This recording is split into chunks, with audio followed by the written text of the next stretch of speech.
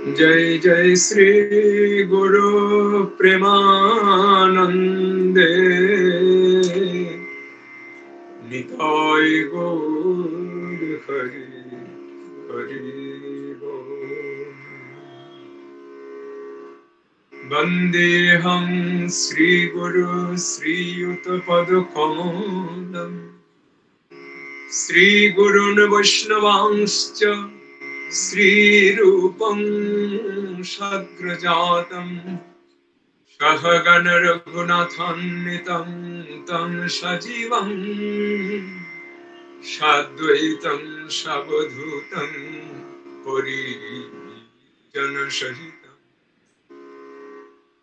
श्री कृष्ण चैतन्य देवं श्री राधा कृष्ण पादान सहगण ललिता श्री विशाखान्वितांश्च अजानुलम्बित भुजौ कनकावदातो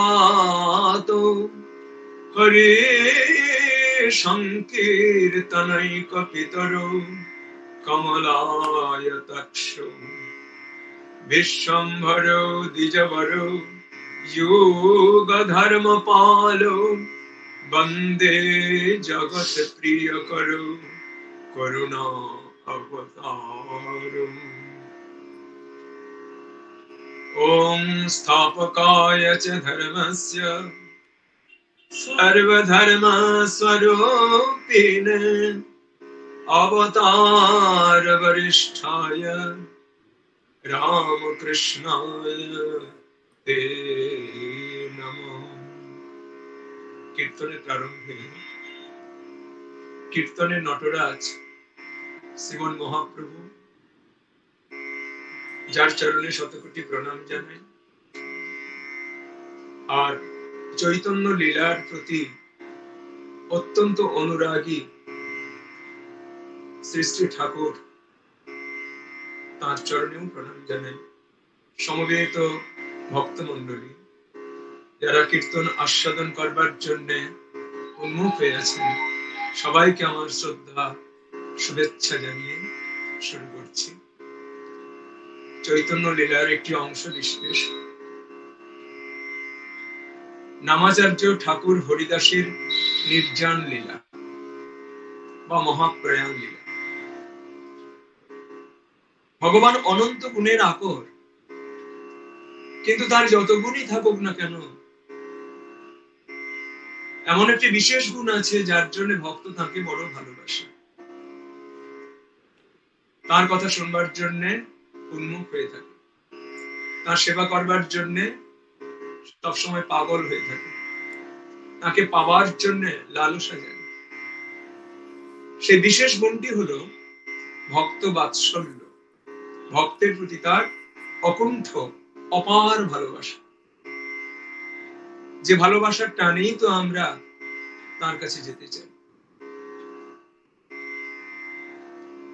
ভগবানের সেই ভক্ত বাৎসল্য গুণটি নামাচার্য ঠাকুর হরিদাসের জীবনে প্রতিফলিত হয়েছে। যমন কুলে তার জন্ম, নাইবা হলো তার উত্তম কুলে জন্ম, কিন্তু তার সারা জীবন যে ভজনময়, সেটাই ভগবানের কাছে গ্রাহ্য। আমরা দেখতে পাচ্ছি হরিদাস ঠাকুরের জন্ম হয়েছে বুড়ন গ্রামেতে, অবতীর্ণ হরিদাস সে সৌভাগ্যে সে সব দেশে কীর্তন প্রকাশ। মহাপ্রভুর অনেক আগেই তিনি আবির্ভূত হয়েছেন অধুনা বাংলাদেশের খুলনা জেলার বুড়ন গ্রামে। সে সৌভাগ্যে সেদিকে অর্থাৎ ওই অঞ্চলে হরিনামের জোয়ার এসেছে। ভক্ত না হলে ভগবানের কথা বলবেন কি, প্রচার করবেন কি? চৈতন্য ভাগবতকার বৃন্দাবন দাস ঠাকুর তিনি হরিদাসের সম্পর্কে বলতে গিয়ে বলেছেন, জাতি কুল সব নিরর্থক বুঝাইতে জন্মিলেন হরিদাস নিজ কুলেতে। জাতপাতের বেড়া যখন খুব প্রবল, তখন সেই জাতপাতের বেড়াকে ভেঙে দেওয়ার জন্য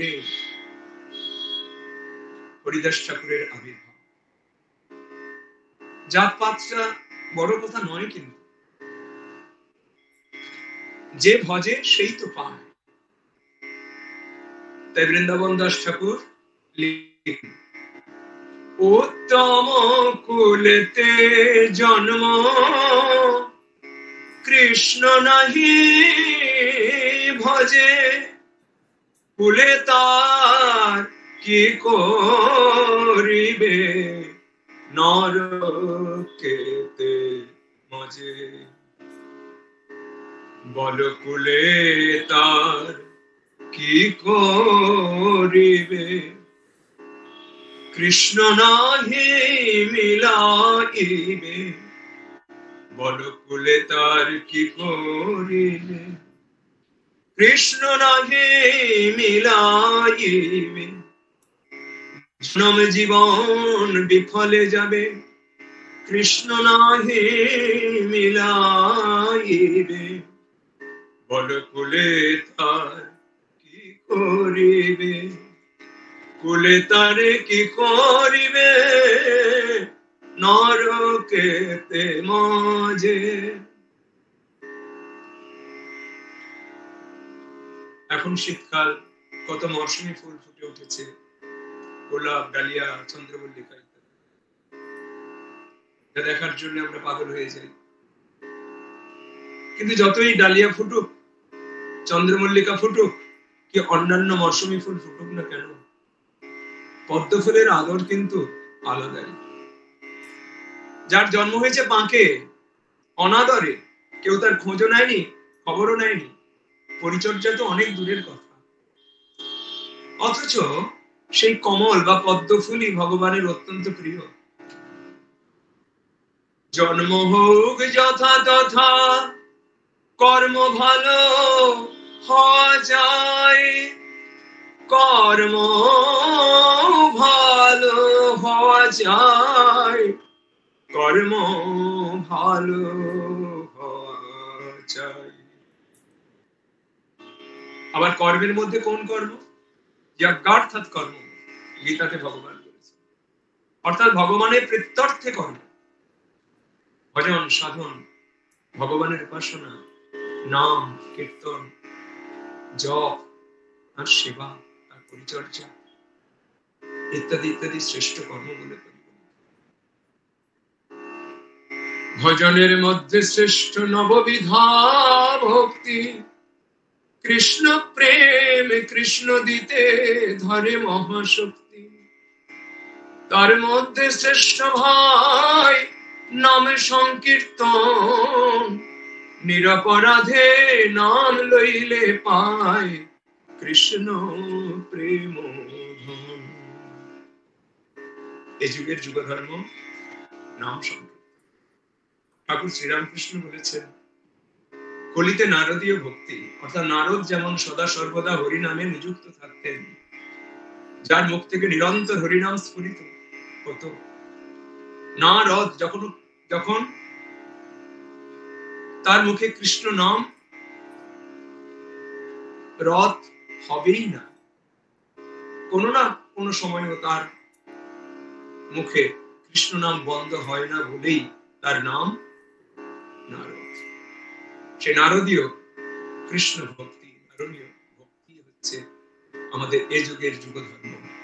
শুধু নাম, জপ, কীর্তন, মনন, স্মরণ। হরিদাস ঠাকুরের জীবনে তাই হয়েছে। হতে পারে তার যমন করে জন্ম, কি নিচ করে জন্ম, বিধর্মীর ঘরে জন্ম, অহিন্দুর ঘরে জন্ম, কি যায় আসে, নাম নিয়ে তার জীবন, নাম নিষ্ঠ জীবন। ওই জন্য বলা হয় ভজনে হরিদাস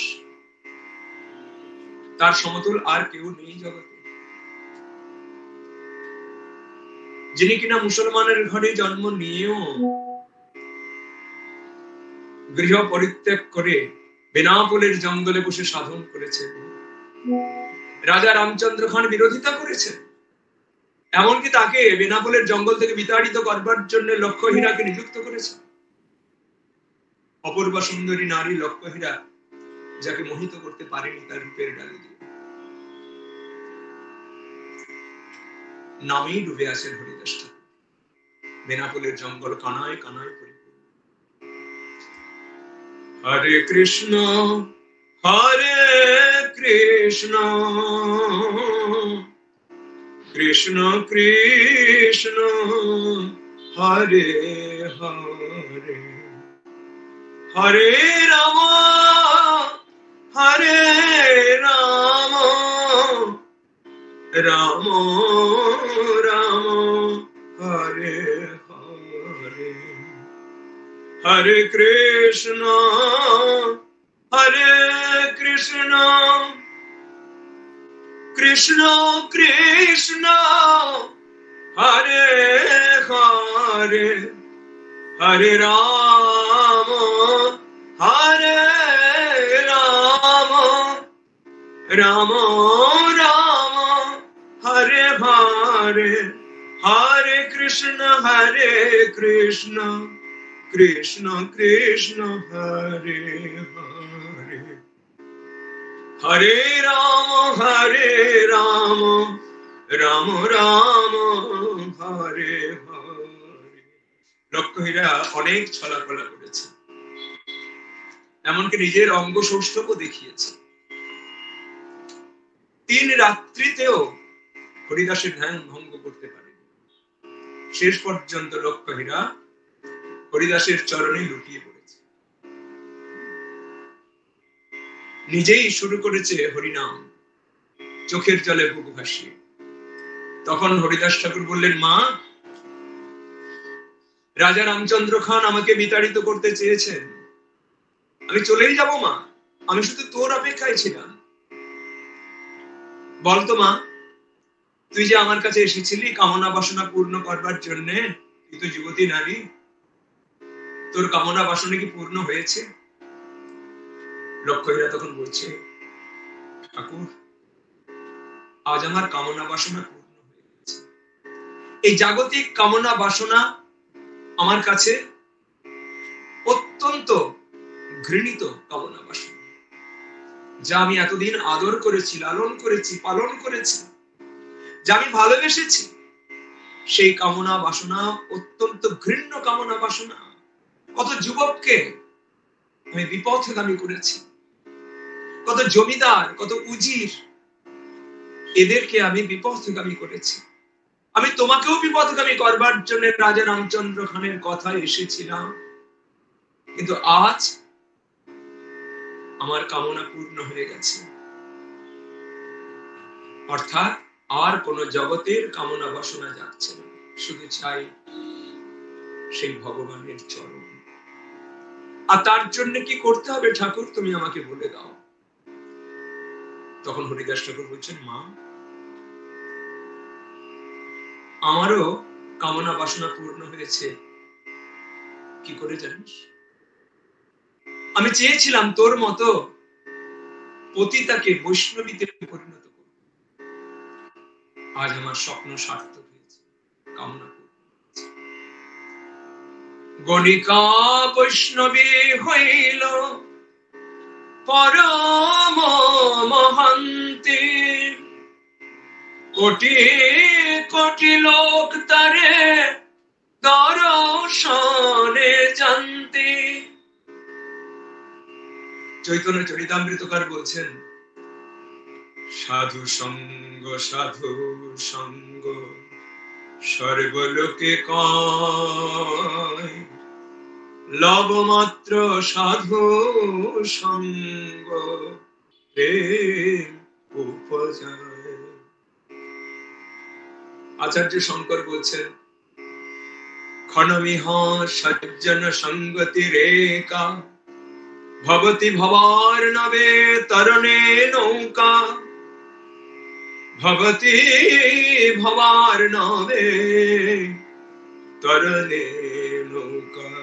এই মনুষ্য জীবনে সাধু সঙ্গ অপরিহার্য, সৎসঙ্গ অপরিহার্য। তা না হলে আমরা কখনো পরম লক্ষ্যে পৌঁছতে পারব না। অযোধ্যানাথ পাকরাশি পুরনো দিনের গানে লিখছেন, সাধু সঙ্গ নামে আছে পান্থ ধাম, শ্রান্ত হয়ে তথা করিবে বিশ্রাম।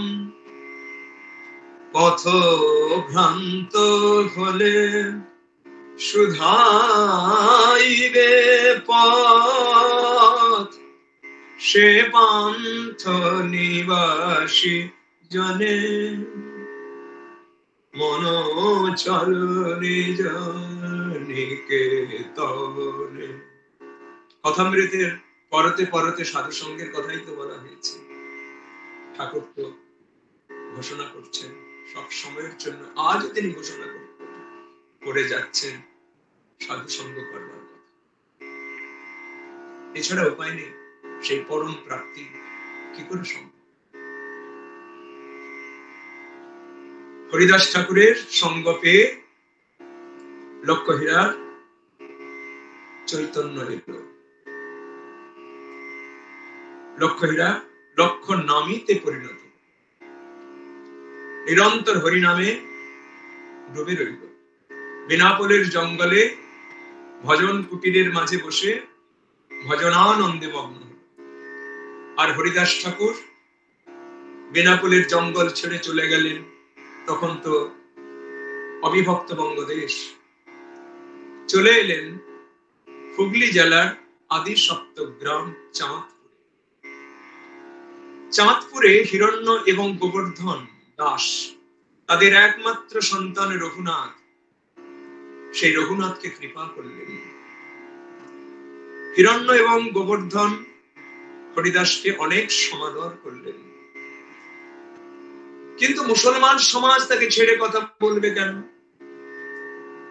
মুলুকপতি গোড়াই কাজী বিরুদ্ধাচরণ করলেন, বললেন, তুমি যবন কুলের সন্তান, শ্রেষ্ঠ কুলে তুমি জন্ম নিয়েছ, শ্রেষ্ঠ কুলে জন্ম নিয়েও তুমি হরিনাম করছো, চলবে না হরিনাম, হরিনাম বন্ধ করো। হরিদাস ঠাকুর করে জোরে নিবেদন করলেন,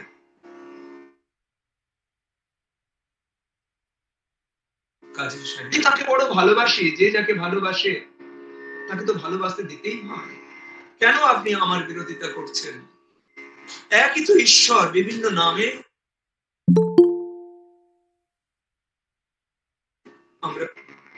একই সূর্য ফুলের উপরেও আলো দেয়, আবার বৃষ্টির উপরেও আলো দেয়, সেখানে কোনো ভেদ নেই।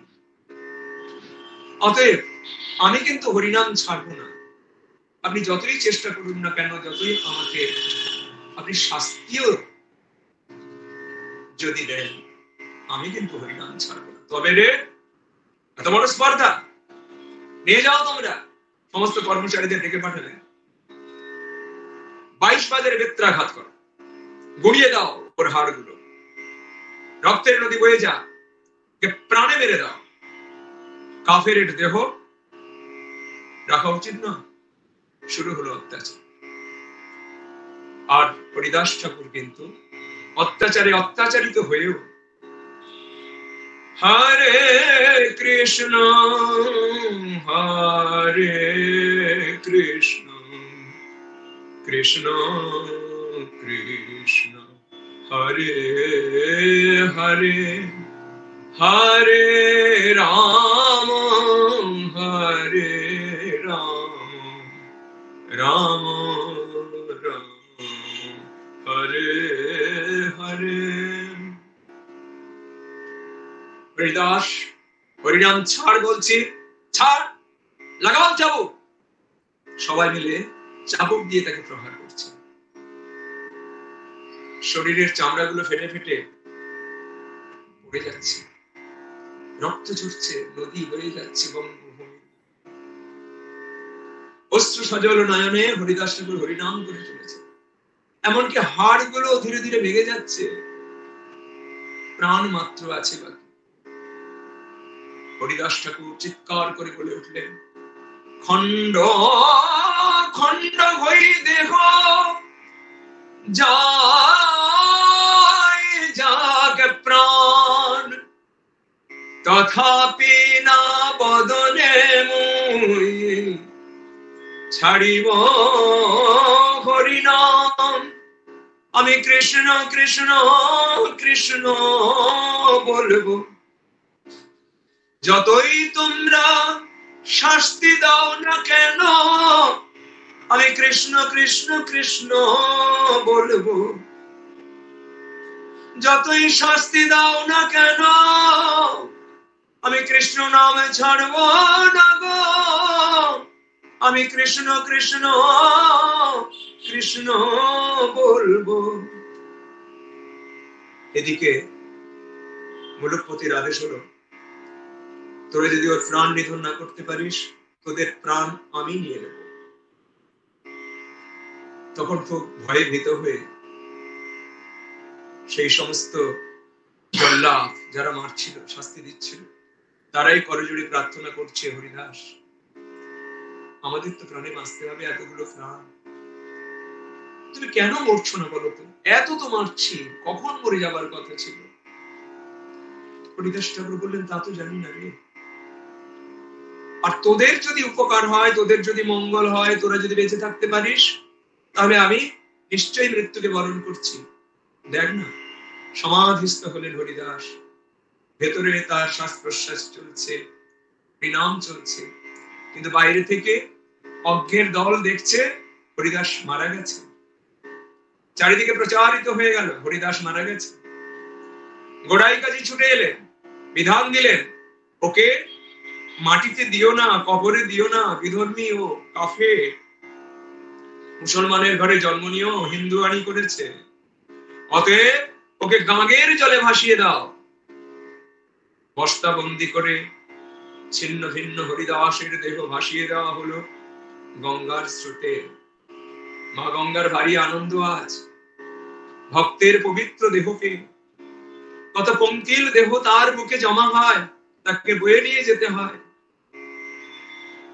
ভগবান বিষ্ণুর কাছে গঙ্গা প্রার্থনা করেছিলেন, প্রভু আমার কি গতি হবে, আমি যে এত পাপ পঙ্কিল দেহকে উদ্ধার করছি, আমি কি করে পবিত্র হব?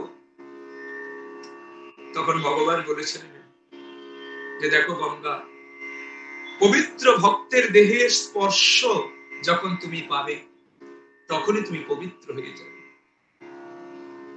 আজ তাই ঘটল। দেবী সুরেশ্বরী ভগবতী গঙ্গে, ত্রিভুবন তারিণী তরল তরঙ্গে, শঙ্কর মৌলি নিবাসিনী বিমলে, মমমতি রাস্তান তব পদ কমলে।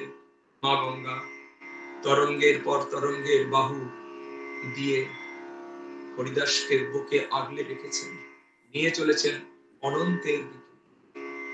আর এদিকে গঙ্গার তীরে বসেছিলেন অদ্বৈত আচার্য, তিনি তপস্যা করছিলেন, আহ্বান করছিলেন ভগবানকে, এসো প্রভু, কলির জীবকে উদ্ধার করবার জন্য। তিনি শুনতে পেলেন অস্ফুট কণ্ঠে হরে কৃষ্ণ নাম। শুনেই মাত্র তিনি ঝাঁপিয়ে পড়লেন গঙ্গার জলে, তুলে নিলেন হরিদাসের ছিন্ন ভিন্ন দেহ, বস্তা খুললেন। হরিদাস ঠাকুর বললেন, আচার্য ঠাকুর, তুমি ব্রাহ্মণ, তুমি আমাকে স্পর্শ করো না, আমি অধম, আমি পামর। আচার্য ঠাকুর বলে উঠলেন, হরিদাস, যার মুখে হরিনাম, যে হরিনাম করতে গিয়ে এত প্রহার সহ্য করেছে, আমি তার দেহ আলিঙ্গন করছি, এ তো আমার সৌভাগ্যের কথা। হরিদাস, তোমার দেহ স্পর্শ করছি আমি নিজেকে পবিত্র করার জন্য।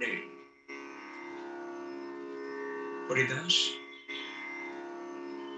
এসো আমরা দুজনে মিলে হরিনাম করি, তবেই না ভগবান নেমে আসবেন জগতের মাটিতে জগৎ জীবকে উদ্ধার করবার জন্য। এসো হরিদাস, এসো ভাই, নাম গায়, কৃষ্ণ নাম হরি নাম। যদি পর নামের মালা ঘুচে যাবে,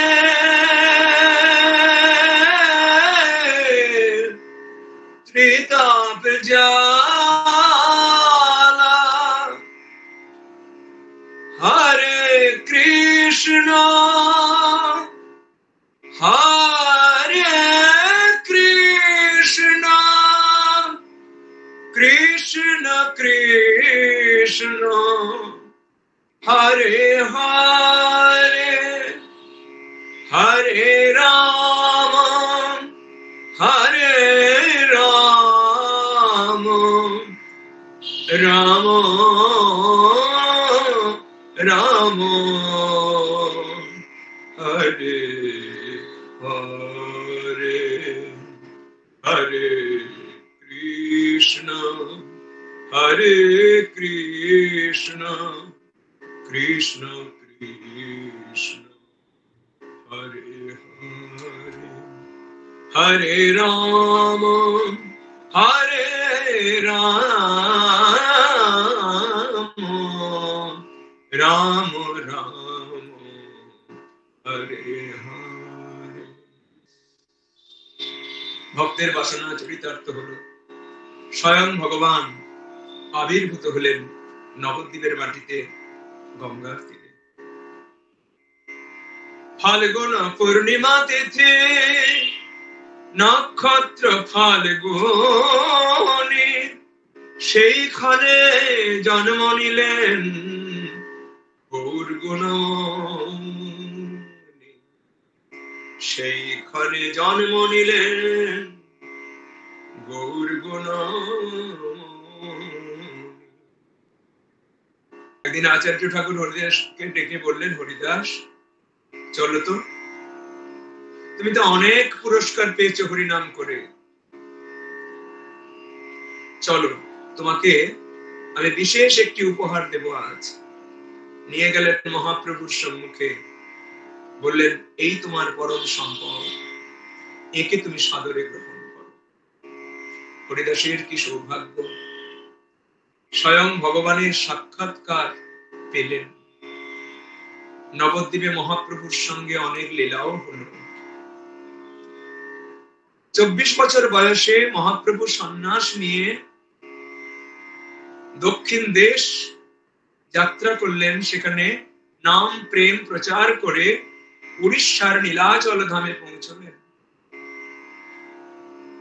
এদিকে বঙ্গবাসী গৌড়ীয় বৈষ্ণব সম্প্রদায়, মহাপ্রভুর যারা অনুরাগী, তারা ছুটে চলেছেন তাদের প্রাণের নিমাইকে দেখার জন্য নীলাচলে। একে একে সবাই যখন চলেছেন, হরিদাস ঠাকুর প্রার্থনা জানালেন আচার্য ঠাকুরের কাছে, আমি কি একবারের জন্য তাকে দেখতে পাবো না? তখন অদ্বৈত আচার্য ঠাকুর বললেন, হরিদাস এত বৈষ্ণব যাচ্ছেন তো, কিন্তু তুমি যদি না যাও মহাপ্রভুর অভাব পূর্ণ হবে না। অতএব যতই সমাজের বাধা থাক, আমি ব্রাহ্মণ তুমি যবন, যতই সমাজ আমাদের দিকে আঙুল তুলুক, আমি কিন্তু কোনো কথা শুনবো না, আমি তোমাকে সঙ্গে করে নিয়ে যাব। আগে আগে আচার্য ঠাকুর, পেছনে আরেক আচার্য ঠাকুর, অর্থাৎ নামাচার্য হরিদাস ঠাকুর চলেছেন। হরিদাস ঠাকুরের কি আকুতি, গৌর বরণ করে যতন রাখব হিয়ার মাঝে, পূর্বভূষণ গৌর রতন যেখানে যেমন সাজে। আমি বাসনার ভূষণ ত্যাগ করিব, গৌর নামের ভূষণ অঙ্গে ধরিব।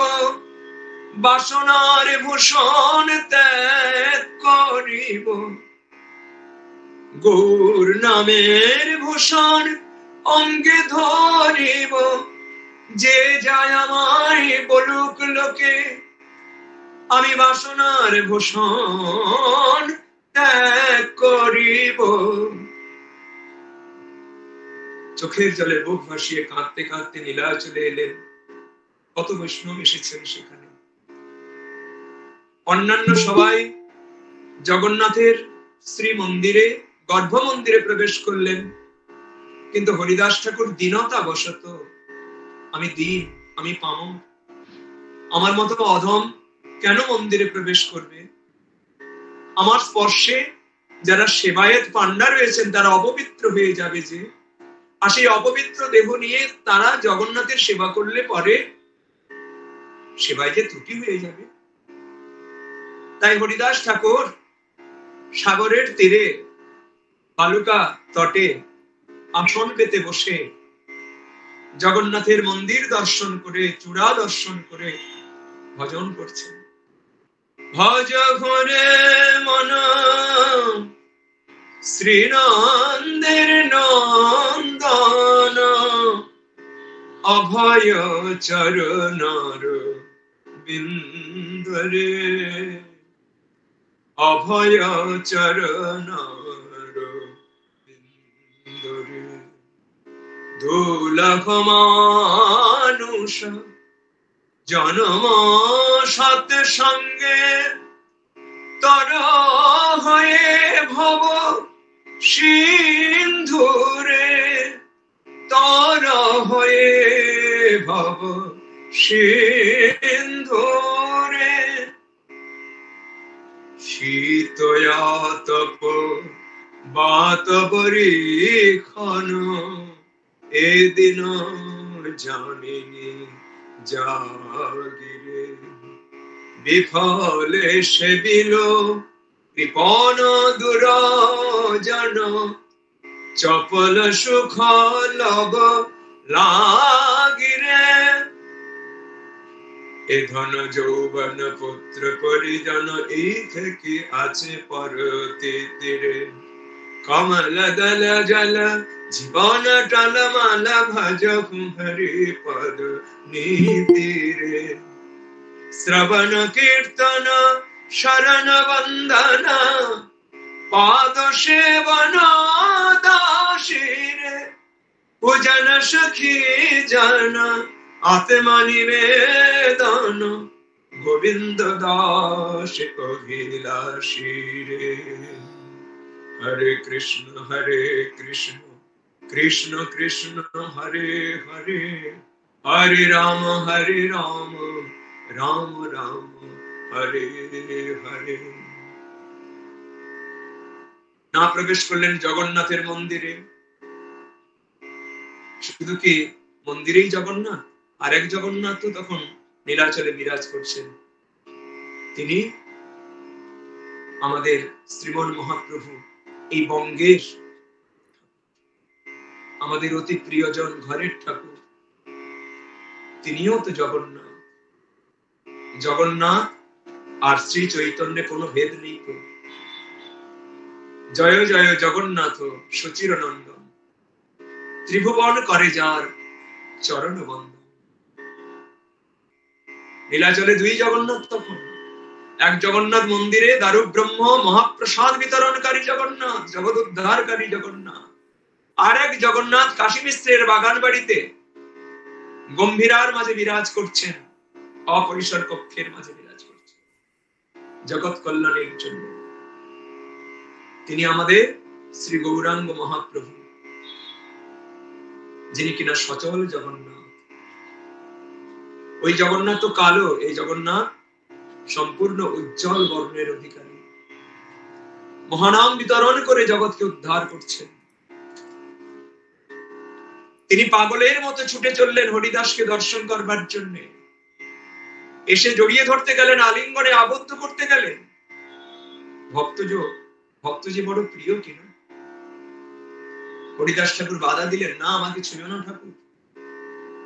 আর তখন নীলাচল ভূমিতে এখনো পর্যন্ত জাতপাতের বেড়া প্রবল। হরিদাস ঠাকুর কিছুতেই আলিঙ্গন দিতে দিলেন না। মহাপ্রভু বললেন, আমার আক্ষেপ থেকে গেল হরিদাস, তুমি আমাকে আলিঙ্গনে আবদ্ধ করলে না, আমি তোমাকে আলিঙ্গনে আবদ্ধ করতে পারলাম না। একদিন সময় আসবে যেদিন তোমাকে আমি জড়িয়ে ধরবো, আলিঙ্গনে আবদ্ধ করব, তুমি বাধা দিতে পারবে না, সেই দিনটির অপেক্ষায় আমি রইলাম। হরিদাস ঠাকুর ভজন করছেন ওই বালুকা তটে, রোদ বৃষ্টি সহ্য করে। আর মহাপ্রভু প্রতিদিন ভোরবেলায় মঙ্গল আরতি দর্শন করেন জগন্নাথের কাছে গিয়ে। জগন্নাথ দর্শন করার পর তিনি তীব্র বেগে ছুটে যান হরিদাসের কাছে, হরিদাসের মুখনিসৃত হরিনাম শুনবার জন্য। মহাপ্রভু নীলাচলে বিরহের ভাবে বিরাজ করছেন, কৃষ্ণ বিরহে তিনি বিরহী। আর হরিদাসের মুখে যখন কৃষ্ণ নাম শুনেন, তখন তার বিরহের জ্বালার কিছুটা উপশম। দুজনের মধ্যে প্রতিদিন মিলন হয়, ভক্ত ভগবানের অপূর্ব সম্মিলন হয়। অঙ্গসেবক গোবিন্দকে দিয়ে মধ্যাহ্নের মহাপ্রসাদ পাঠিয়ে দেন মহাপ্রভু হরিদাসের জন্য। সেই মহাপ্রসাদটুকু গ্রহণ করে সারাদিন রাত ধরে হরিনাম সংখ্যা জপ করেন। মাসে 1 কোটি হরিনাম জপ করেন তিনি। নিরন্তর হরিনাম না করলে মাসে 1 কোটি সংখ্যা জপ।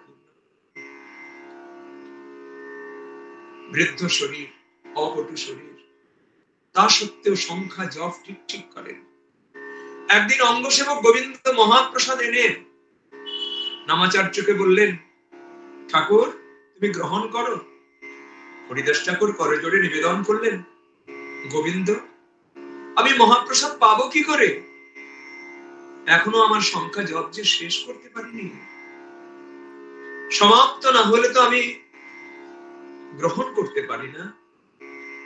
তখন অঙ্গসেবক গোবিন্দ বলে উঠলেন, মহাপ্রভু পাঠিয়েছেন, তুমি যদি না গ্রহণ করো তাকেই তো অবজ্ঞা করা হয়ে যাবে, যে অপরাধ হবে যে। তখন হরিদাস ঠাকুর 1 কণা মাত্র মহাপ্রসাদ মুখে দিয়ে শুরু করলেন হরিনাম। রাধা কৃষ্ণ প্রাণমোর যুগল কিশোর, জীবনে মরণে অন্য গতি নাহি মোর। কালিন্দির তীরে কেলি কদম্বের বন, রতন বেদির পরে বসাবো দুজন। শ্যাম গরি অঙ্গে দিব চুয়া চন্দন, চামর ঢুলাবো কবে, চামর ঢুলাবো কবে, হেরব মুখ চন্দ্র। গাথিয়া মালতীর মালা দেব দোহার গলে, কর্পূর তাম্বুল দিব অধর কমলে। ললিতা বিশাখায়াদি যত সখী বৃন্দ, আজ্ঞায় করিব সেবা চরণার বৃন্দ। শ্রীকৃষ্ণ চৈতন্য প্রভু দাসের দাস, সেবায় অভিলাষ মাগে নরোত্তম দাস। সেবায় অভিলাষ মাগে নরোত্তম দাস।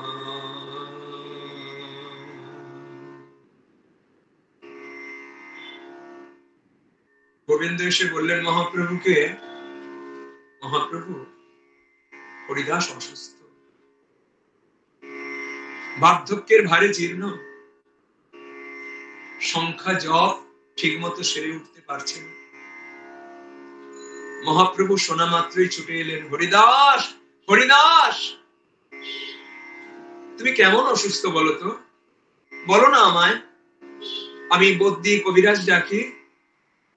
হরিদাস ঠাকুর বললেন, মহাপ্রভু, আমার শরীর অসুস্থ নয়, আমার মন বুদ্ধি বড় অসুস্থ। কেন? আমার সংখ্যা জপ ঠিক মতো হচ্ছে না, তার জন্য আমি বড় ব্যথা অনুভব করছি। হরিদাস, তোমার তো সিদ্ধ দেহ, নাম করতে করতে তুমি সিদ্ধি লাভ করেছ, সংখ্যা জপ অল্প করো, বৃদ্ধ হইলা সংখ্যা জপ অল্প করো। হরিদাস ঠাকুর রাজি হলেন না। এ তুমি কি বলছো? নাম জপ আমি সংখ্যা কমিয়ে দেব না তো, তা তো আমি পারবো না। এই দেহ যদি খাদ্য না পায়, পরিচর্যা না পায়, তবুও বেশ কিছুদিন বেঁচে থাকে। কিন্তু আমি নাম ছাড়া বাঁচতে পারি, নামহীন জীবনের কোনো মূল্য নেই। ভজ রাধা কৃষ্ণ গোপাল কৃষ্ণ, কৃষ্ণ কৃষ্ণ মুখে, নামে বুক ভরে যায়, অভাব মিটায়, নামে বুক ভরে যায়, অভাব মিটায়, স্বভাব জাগায় মহাসুখে, কৃষ্ণ কৃষ্ণ বল মুখে। নামে বুক ভরে যায়, হৃদয়ের তৃষ্ণা মিটে যায়, কামনা বাসনা লুপ্ত হয়ে যায়, জাগতিক কামনা বাসনা আর জাগে না। নাম করতে করতে তাকে পাবার তীব্র বাসনা জাগে, অভাব মিটায়, সমস্ত অভাব বোধ চলে যায়, জাগতিক বস্তুর অভাব, এই অভাব বোধটি চলে যায়। আর কি হয়? স্বভাব জাগে, অর্থাৎ স্বভাবে পরিণত হয় নাম করার স্বভাব। মহাপ্রভু, আমার যে নাম করার স্বভাব হয়ে গেছে, যে সেই স্বভাব আমি কি করে ছাড়বো? তুমি বললেও আমি ছাড়বো। মহাপ্রভু অন্তরে অত্যন্ত আনন্দিত হলেন। এই না হলে বৈষ্ণব, এই না হলে সাধক, এই না হলে ভক্ত। আজ হরিদাস ঠাকুর করজোড়ে নিবেদন করছেন, মহাপ্রভু, তুমি যখন কৃপা করে আমাকে রৌরব থেকে বৈকুণ্ঠে চড়িয়েছ, আমি কি ছিলাম? আমাকে তোমার কৃপাই উন্নত করেছে, বৈকুণ্ঠের স্বাদ দিচ্ছে। সেই জন্য তোমার কাছে আমার একটি বিনম্র নিবেদন। তাছাড়া বলে রাখি, আমি বুঝেছি, আমি জেনেছি, মর্মে মর্মে অনুভব করেছি, তুমি আদি লীলা করেছো, অর্থাৎ বাল্য লীলা করেছো, মধ্যলীলা যৌবন লীলা করলে, এবার তোমার অন্তলীলায় প্রবেশের সময় হয়ে গেছে। আমি জানি তুমি তোমার লীলা সম্বরণ তো করবেই, দেহটিও সম্বরণ করবে। আমি কি করে দেখতে পারবো বলো তো? আমি সহ্য করতে পারবো তোমার চলে যাওয়ার দৃশ্য? আমি কিছুতেই দেখতে পারবো না। সেই জন্যে তোমার কাছে আমার বিনম্র নিবেদন, আমি যেন তোমার আগে চলে যাই, তোমার অগ্রে আমি আমার দেহ পারিবা। চৈতন্য চরিতামৃতের। মহাপ্রভু চোখের জলে বুক ভাসিয়ে কাঁদছেন, তুমি কি বলছো? তুমি চলে গেলে কার শুদ্ধ কণ্ঠে আমি হরিনাম শুনবো? আমি তো কান পেতে থাকি, কে আমাকে তার শুদ্ধ পবিত্র কণ্ঠে হরিনাম শোনাবে? তোমার কাছে আমি এসে শুনতাম, আর তুমি কিনা আজ বলছো তুমি আমার আগে চলে যাবে। আমি কি করে সহ্য করতে পারবো বলতো? ভক্ত ভগবানের নিবিড় সম্পর্কের কথা, কেউ কাউকে ছাড়তে নারাজ। নিজাগ্রতে মহাপ্রভুকে সম্মুখে বসাইলা, সম্মুখে বসিয়েছেন হরিদাস ঠাকুর, করজোড়ে নিবেদন করছেন, মহাপ্রভু তুমি কৃপা করে এখানে বকুল বৃক্ষের ডাল, যেটি জগন্নাথের দন্তকাষ্ঠ,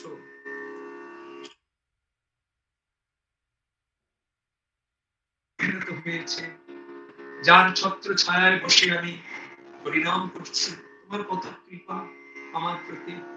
প্রতিদিন তুমি মহাপ্রসাদ পাঠিয়ে দিচ্ছ,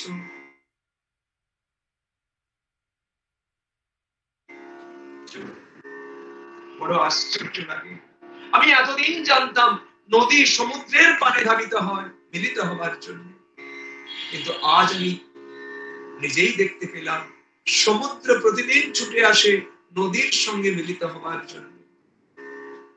কত কৃপা করলে তুমি, এত যখন কৃপা বর্ষণ করেছ আমার মস্তকে। মহাপ্রভু, আমার একটি প্রার্থনা, আমি তোমার আগে মৃত্যুবরণ করব। শুধু তাই নয়, তোমার নয়নে নয়ন রেখে বদনে শ্রীকৃষ্ণ চৈতন্য নাম জপ করতে করতে তোমার চরণে বুকে জড়িয়ে ধরে যাব আমি পরপারে। মহাপ্রভু বলছেন শিখিব নামাচার্য, সারা জীবন তুমি হরে কৃষ্ণ নাম করলে, তারক ব্রহ্ম নাম করলে, 16 নাম 32 অক্ষর জপ করলে, কীর্তন করলে, আর অন্তকালে তুমি বলছো শ্রীকৃষ্ণ চৈতন্য নাম করবে, অর্থাৎ আমার নাম করবে। জানি প্রভু, তুমি নিজেকে আর লুকিয়ে রেখো না, শ্রীকৃষ্ণ চৈতন্য নামের মধ্যেই রয়েছে 16 নাম 32 অক্ষর হরে কৃষ্ণ নাম। শ্রী শব্দে লক্ষ্মী বা শ্রী রাধা,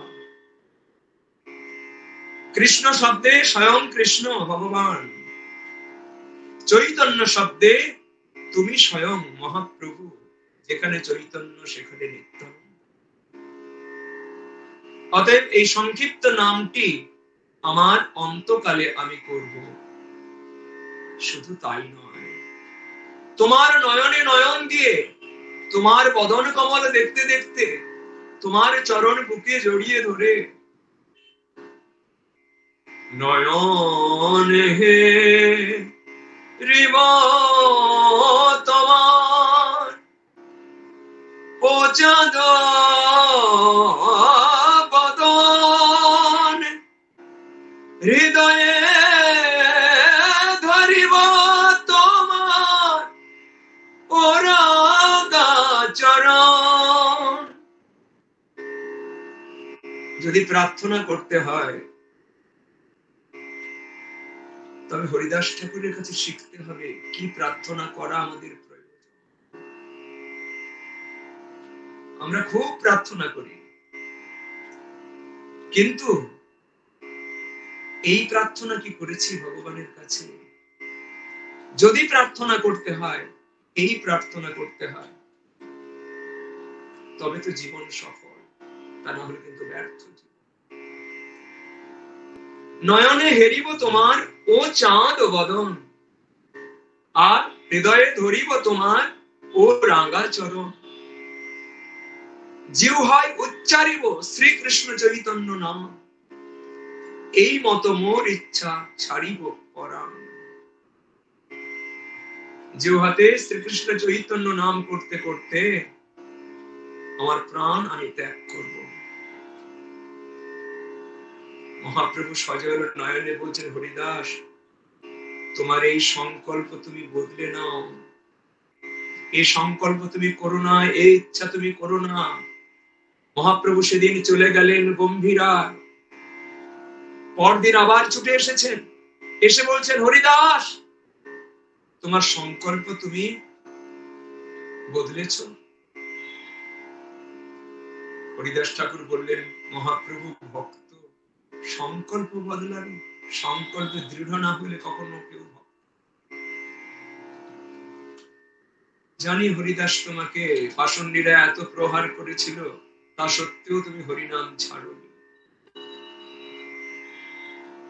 যারা তোমাকে এত প্রহার করলো, শাস্তি দিল, তুমি তাদেরকে ক্ষমা করলে।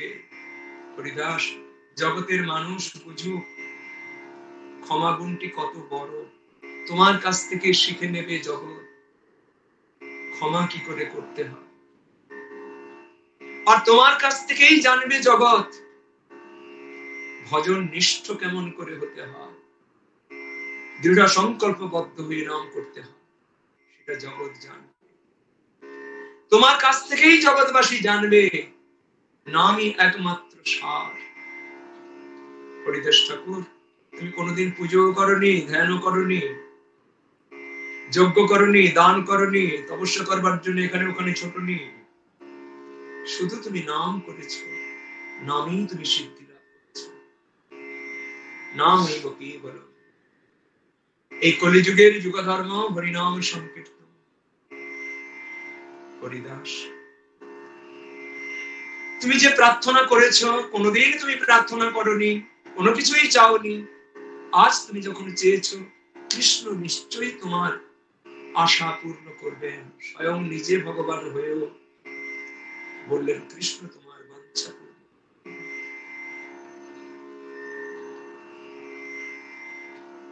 পরদিন প্রভাত কালে মহাপ্রভু শুধু একা এলেন না, সেদিন স্বরূপ, দামোদর, রায় রামানন্দ, বক্রেশ্বর সবাইকে নিয়ে এলেন। খোল করতালে হরিনাম শুরু হলো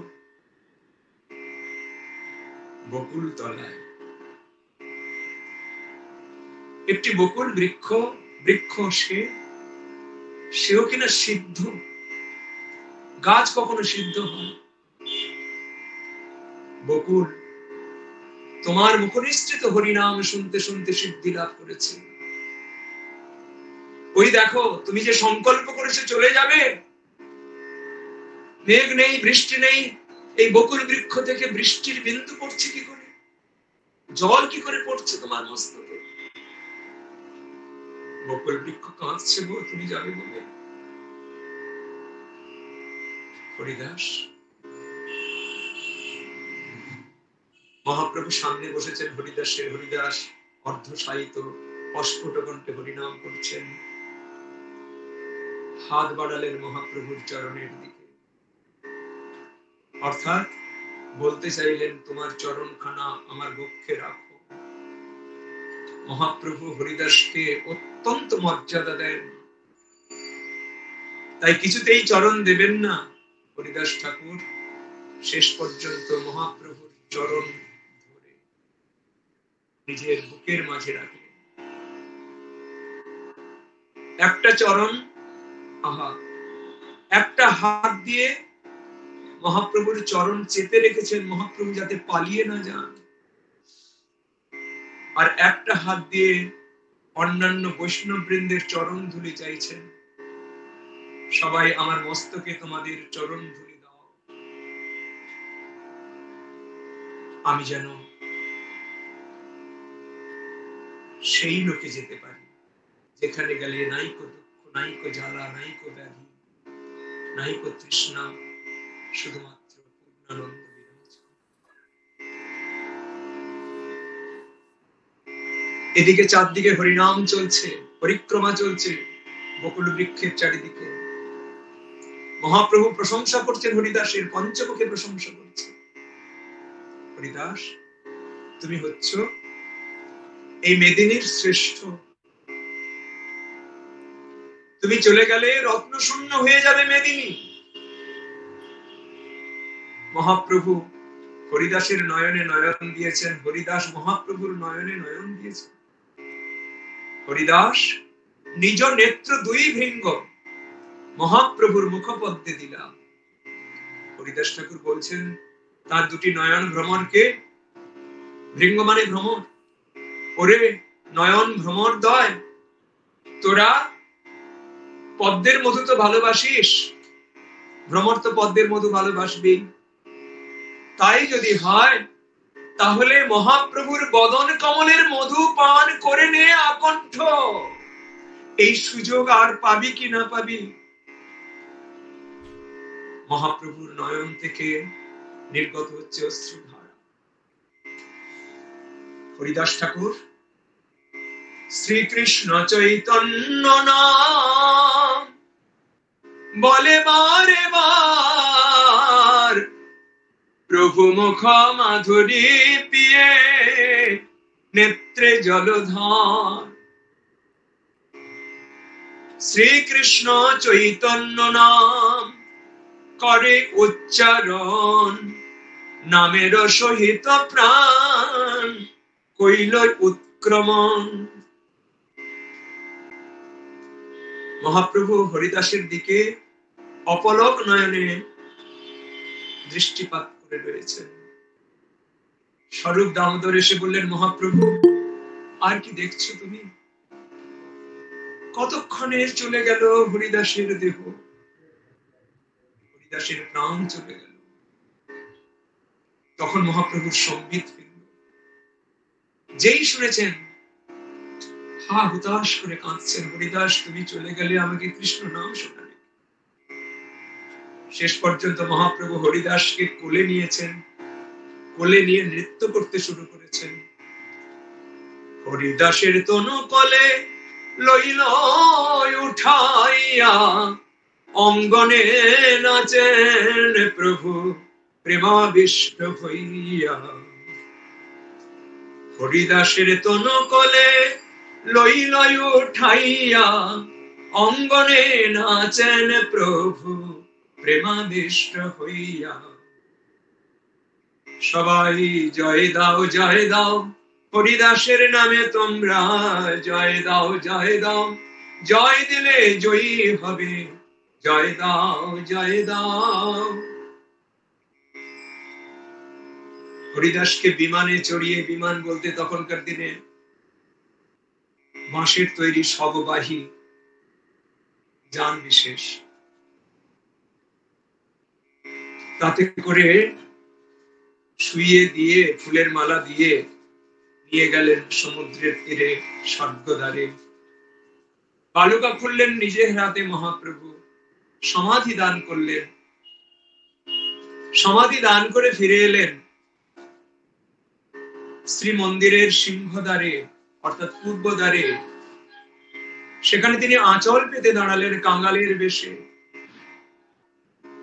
আঁচল পাতিয়া দাঁড়ায় অসারের ঠাই, প্রসাদ মাগিয়া ভিক্ষা মাগিল তথায়, মাগিল তথায়।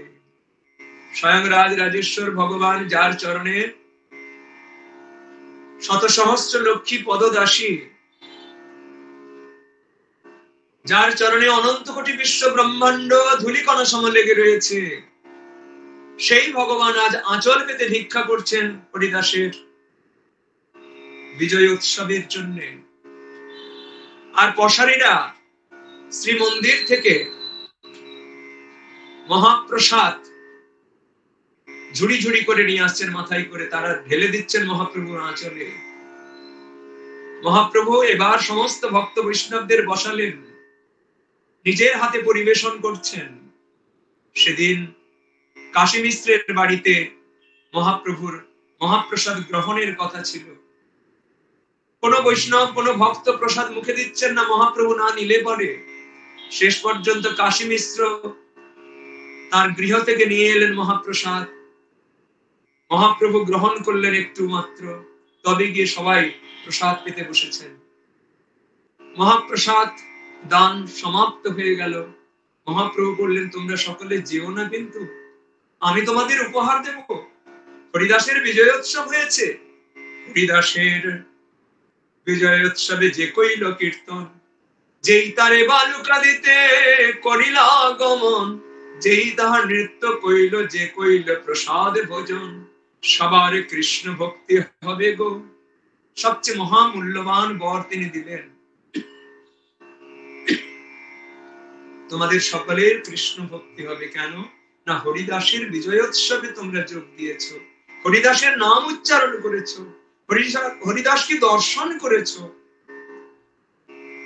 অতএব তোমাদের কৃষ্ণ প্রাপ্তি হবেই হবেই হবেই, আমি কথা। কেননা হরিদাসের মতো ভক্ত এ বড় বিরল। যে হরিদাস আমার কাছ থেকে 7 প্রহরিয়া ভাবে যখন আমি আবিষ্ট ছিলাম, সবাইকে বর দিলাম, অনেকে বিভিন্ন রকম বর নিয়ে চলে গেল। হরিদাসকে বললাম তুমি বর চাও। হরিদাস সেদিন বলেছিল যদি বর দিতে হয়, মহাপ্রভু আমি যেন ভক্তের ঘরে জন্মাই, কুকুর হয়ে জন্মাই, মানুষ হয়েও যেন না জন্মাই, কুকুর হয়ে জন্মাই।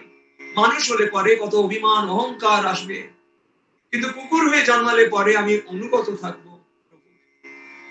আর ভক্তের বাড়িতে যদি জন্ম হয়, আমি হরিনাম শুনতে পাবো, প্রসাদ পাবো। অতএব আমাকে কুকুর করিয়া মোরে রাখো ভক্ত ঘরে। এমন হরিদাসের জীবন। আর হরিদাসের নাম যদি তোমরা করো, হরিদাসকে যদি স্মরণ করো, দেখবে স্বচ্ছন্দে তোমরা ভগবানের চরণে পৌঁছে যাবে। নিতাই গৌর প্রেমানন্দে হরি হরি। ভক্ত আর ভগবানের মিলন হইল, গৌর প্রেমানন্দে সবাই হরি হরি বল। হরি বল হরি বল, হরি বল হরি বল, হরি বল হরি বল, হরি বল। নিতাই গৌর প্রেমানন্দে হরি বল।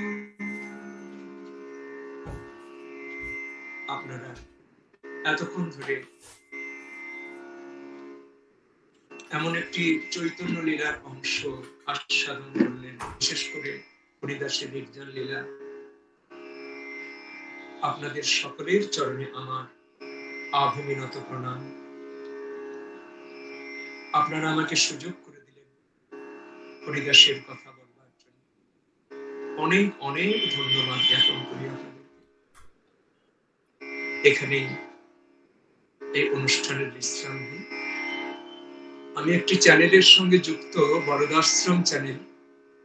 আপনারা সাবস্ক্রাইব যদি করে রাখেন, তাহলে আপনারা ওখান থেকে এমন এমন কথাগুলো যা আমাকে ভগবান যোগান দিচ্ছেন, সেগুলো আপনাদের কাছে পৌঁছে যাবে। আমরা সবাই মিলে ওই ভাগবতী আনন্দে মুখরিত থাকবো।